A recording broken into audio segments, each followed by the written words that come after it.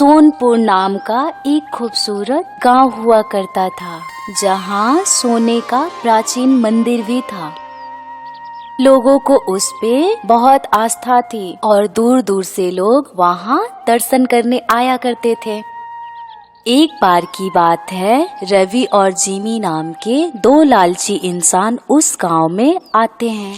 अरे जिमी, तुझे पता है इस गांव में सोने का प्राचीन मंदिर है। क्या बात कर रहा है दोस्त? सोने का मंदिर? हाँ, बाहर सब सोने का है। मूर्तियाँ, मंदिर की घंटी, मंदिर की हर एक चीज सोने की है। मुझे देखना है ये मंदिर। हम चल सकते हैं? देखे तो सही सोने का मंदिर दिखता कैसा है। हाँ हाँ, चलो चलो। दोनों मंदिर को देखने जाते हैं। अरे वाह, क्या मंदिर है, कितना चमक रहा है। मैंने कहा था ना, देखता ही रह जाएगा।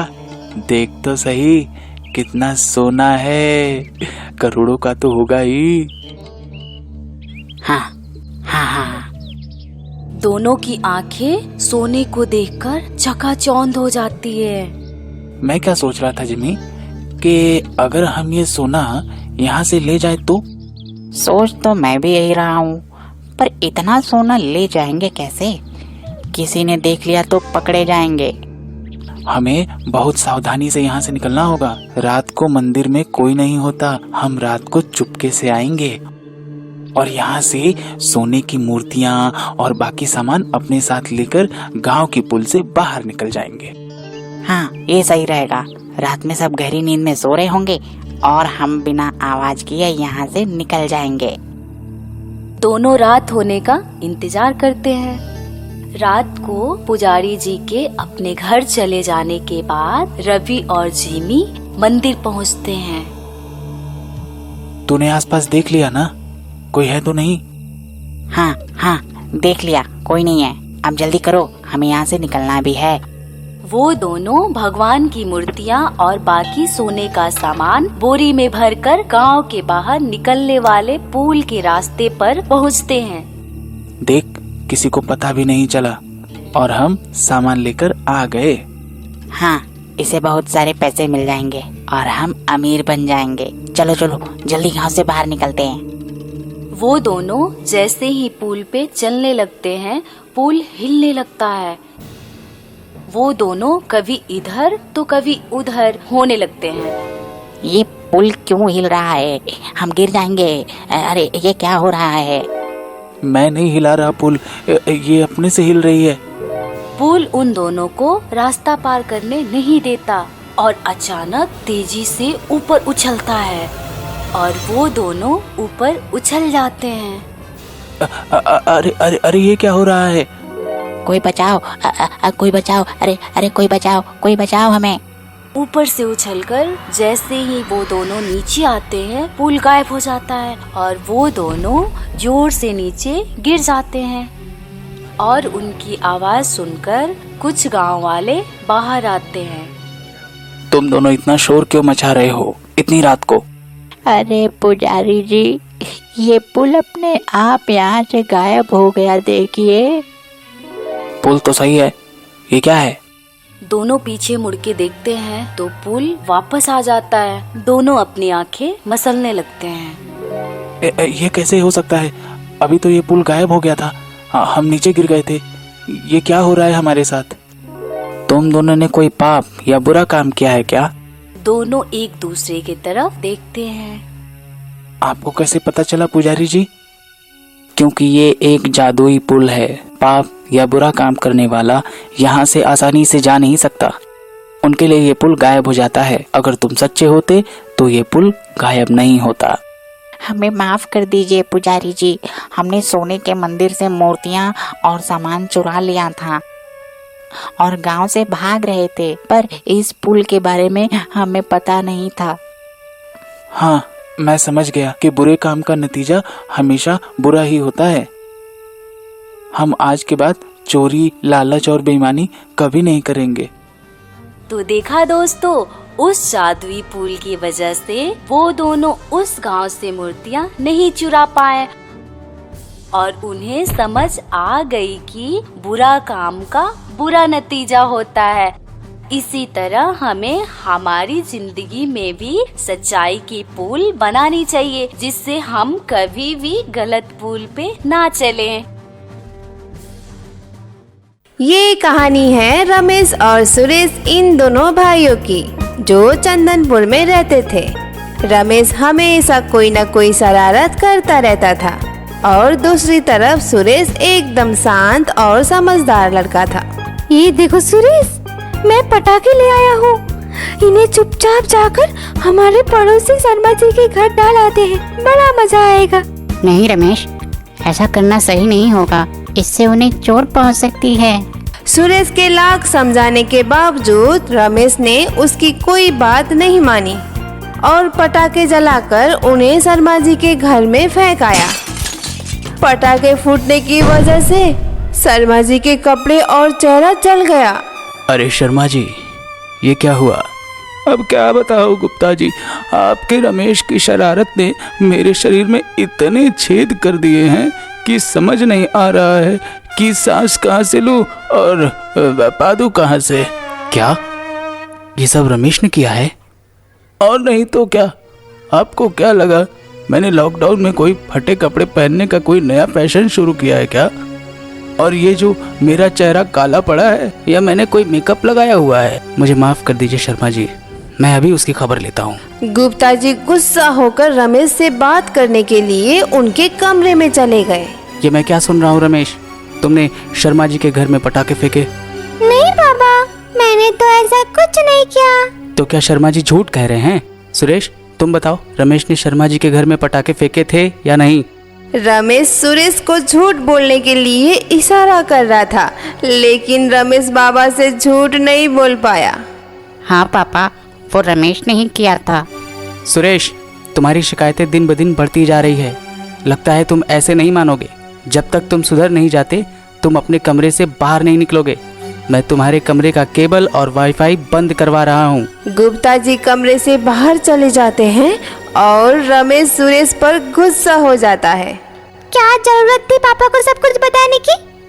थोड़ा सा झूठ बोलते तो क्या बिगड़ जाता? झूठ बोलना बुरी बात होती है और तुम्हें मैंने ऐसा करने के लिए पहले ही मना किया था। अरे यार, अब फिर से तेरा लेक्चर मत शुरू कर। अब टीवी और वाईफाई नहीं है तो टाइम पास कैसे होगा? तभी रमेश की नजर बेड के नीचे रखे एक पुराने संदूक पर जाती है। अरे पापा ने ये दादाजी की संदूक कब से यहाँ रखी हुई है? रमेश उस संदूक को बाहर निकालता है और हथौड़ी से उसका ताला तोड़ने जाता है। नहीं रमेश, हमें इसे नहीं खोलना चाहिए। पापा को पता चला तो वो गुस्सा हो जाएंगे। खोलेंगे नहीं तो पता कैसे चलेगा कि इसमें क्या है? क्या पता, शायद दादाजी ने हमारे लिए इसमें कोई खजाना छोड़ा हो। ऐसा कहकर रमेश उस पुराने संदूक को हथौड़ी से खोलता है, लेकिन उस संदूक में एक लूडो के अलावा उसे कुछ नहीं मिलता। ये देख, इसमें कोई खजाना नहीं बल्कि एक पुराना लूडो गेम है। अरे हाँ, चलो, और कुछ नहीं तो तुम्हें खेलने के लिए कुछ तो मिला। रमेश और सुरेश उस लूडो गेम को खेलने के लिए जब उसे सामने रखते हैं, तभी उसमें से आवाज आने लगती है। जादुई लूडो में तुम्हारा स्वागत है। जादुई लूडो? हमें पागल समझेगा है क्या? ये सच में एक जादुई लूडो है, जिसमें खेलकर तुम जो चाहो वो जीत सकते हो। अच्छा, तो ऐसी बात है, लेकिन इसे खेलने के लिए यहाँ डाइस नहीं है। उसके बगैर हमारे टोकन्स आगे कैसे बढ़ेंगे? यही तो इस जादुई लूडो की खासियत है। ये लूडो डाइस से नहीं चलता। तुम्हें अपनी एक अच्छी आदत या तुमने किया हुआ एक अच्छा काम बताना होगा, उसके अनुसार यह टोकन आगे बढ़ेंगे। अच्छा, चलो फिर शुरू करते हैं। तुम्हें कौन से टोकन चाहिए रमेश? लाल मेरा लकी कलर है, मैं लाल टोकन लूंगा। ठीक है, तो मैं पीले टोकन लेता हूँ। टोकन्स को आगे बढ़ाने के लिए अपना अच्छा काम बताओ। पहले मैं बताता हूँ। मैं हमेशा बड़ों का सम्मान करता हूँ। सुरेश के ऐसे कहते ही उसका टोकन आगे चलता है और उसके सामने एक चमचमाती साइकिल आती है। अरे वाह, मुझे ये साइकिल हमेशा से चाहिए थी। थैंक यू जादुई लूडो। चलो रमेश, अब तुम्हारी बारी है। अब मैं क्या करूं? अगर मैंने कोई काम नहीं बताया तो मेरे टोकन आगे नहीं बढ़ेंगे और मुझे कोई भी चीज नहीं मिलेगी।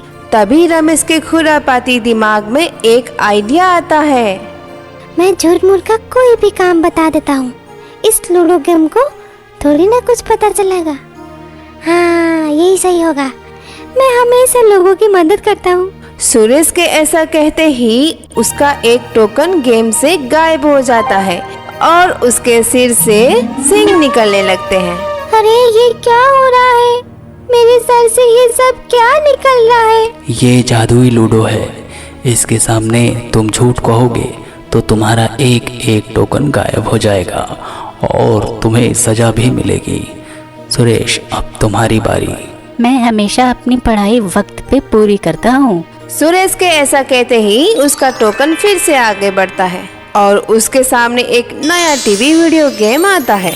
जादुई लूडो फिर से रमेश को अच्छी आदत पूछता है और वो कुछ बता नहीं पाता। फिर से उसका एक टोकन गायब हो जाता है और उसकी पूंछ निकल आती है। रमेश हमेशा से ही अच्छी आदतों वाला लड़का है, इसलिए वो धीरे धीरे गेम में आगे बढ़ रहा है और उसे नए नए गिफ्ट मिलते जाते हैं। दूसरी तरफ रमेश उसकी बुरी आदतों की वजह से अब शैतान की तरह दिखने लगा है और गेम में उसका आखिरी टोकन बचा हुआ है। देखा रमेश, तुम्हें यह तुम्हारे बुरे बर्ताव की सजा मिली है। मैंने हमेशा तुम्हें अच्छा बर्ताव करने के लिए कहा, लेकिन तुमने मेरी बात कभी नहीं मानी। हाँ सुरेश, तुमने सही कहा। आज मुझे मेरी गलती का एहसास हो गया है। इसके आगे मैं हमेशा सही तरह से बर्ताव करूंगा। रमेश के ऐसे कहते ही उसका आखिरी बचा हुआ टोकन आगे बढ़ता है और रमेश के सर से सींग गायब हो जाता है। अरे ये चमत्कार कैसे हुआ? रमेश, पहली बार तुमने अपनी गलती कबूल कर ली, जो एक अच्छी बात है। तभी सुरेश के दिमाग में एक आइडिया आया। रमेश, तुमने आज तक जो भी गलतियां की हैं उन्हें कबूल कर लो और तुम उन्हें सुधारने की कसम खाओ। ठीक है। रमेश ने जादुई लूडो के सामने अपनी हर गलती कबूल कर ली और धीरे धीरे उसका टोकन गेम में आगे बढ़ने लगा और उसका चेहरा भी धीरे धीरे पहले की तरह होने लगा। आखिर में रमेश लूडो जीत जाता है और पूरी तरह से ठीक हो जाता है। अरे मैं तो फिर से पहले जैसे हो गया। हाँ, लेकिन अब फिर से पहले की तरह शरारतें शुरू मत कर देना। तुम अच्छे बर्ताव का वादा करो तो मैं अपने सारे गिफ्ट तुम्हारे साथ बांट लूंगा। नहीं नहीं, मुझे मेरा सबक मिल गया है। बहुत अच्छे। उस दिन के बाद रमेश भी सुरेश की तरह अच्छा बच्चा बन गया। अब वो हमेशा सच बोलता है, बड़ों का सम्मान करता है और लोगों की मदद भी करता है। आप भी अच्छी आदतें डाल लीजिए। जादुई लूडो आपके पास कभी भी आ सकता है।